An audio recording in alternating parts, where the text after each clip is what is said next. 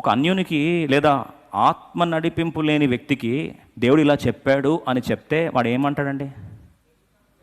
పిచ్చాడువా, mental ఎక్కిందా నీకు, పిచ్చి పట్టిందా నీకు, అసలు ఇదేమైనా సాధ్యమవుతుందా, లోకమంతా ఒకటి చెప్తే నువ్వు లోకానికి అగైన్స్ చెప్తావు ఏంటి అనరా? అంటారండి. Yes, because he cannot discern the things of the spirit. ఎందుకు?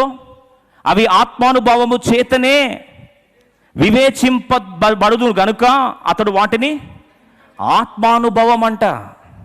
అందుకొరకే కొన్నిసార్లు సేవకులుగా మేము స్పిరిట్ డిజర్న్మెంట్తో పాటు ఒకటి చెప్తే అది ఫస్ట్ అందరూ వినే వాళ్ళకి ఎలా అనిపిస్తుంది తెలుసా అండి?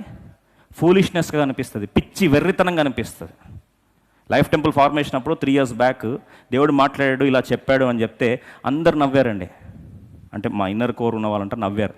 ఏం పని పట్టింది బ్రదర్ మీకు, అన్నీ సంఘాలు పెట్టుకొని మళ్ళీ ఎందుకు కొత్త వచ్చి బయట వచ్చి నడి సందర్భంలో నిలబడడం ఏంది అని. దేవుడు మాట్లాడాడు, ఇది వాక్సత్యము, ఇలా దేవుడు నడిపిస్తున్నాడంటే హే ఇదంతా ఏంది, అసలు అవుతుందా, ఎవరైనా మనుషులు వస్తారా, అవుతుందా?